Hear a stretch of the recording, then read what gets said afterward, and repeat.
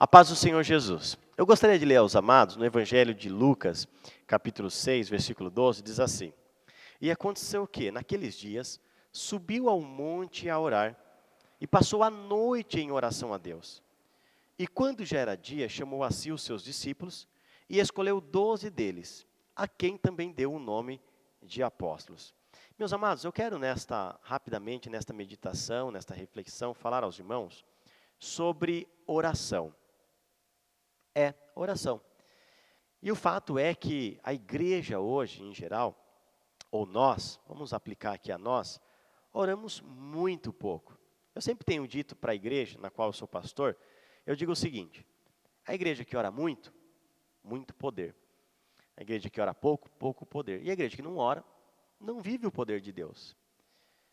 Mas, meus amados, vocês não imaginam o quanto a oração é importante e necessária. A oração é tão importante, tão necessária e tão fundamental na vida de quem quer que seja, de qualquer cristão, que o próprio Jesus, ok? Eu não estou falando de Mateus, estou falando de Paulo.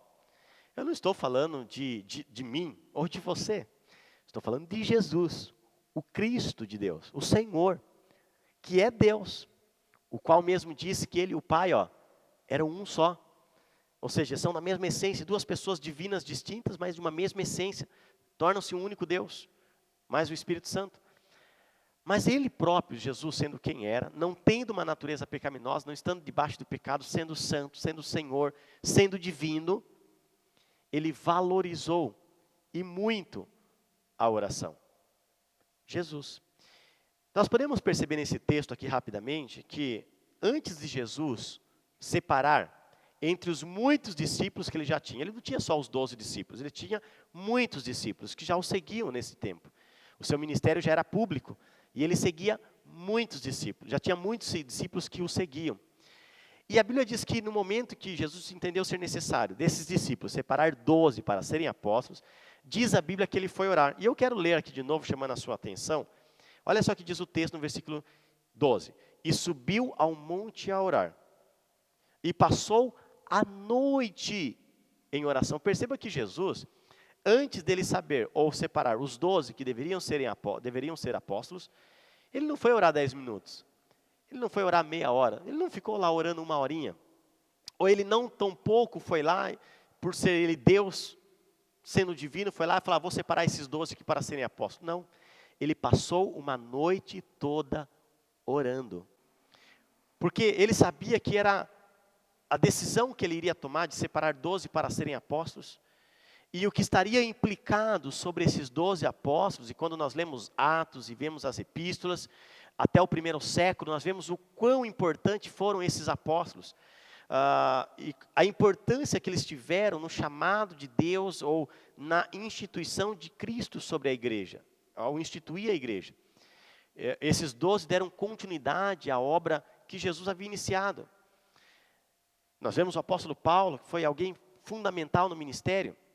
Então nós podemos perceber que a decisão de Jesus era muito séria. A escolha de Jesus era algo sério. E ele tão entendeu dessa forma, que ele passou toda uma noite orando. Podemos ver alguns outros casos rapidamente. Quando ele estava no Getsemane, antes de ser preso, ele foi orar ao Pai.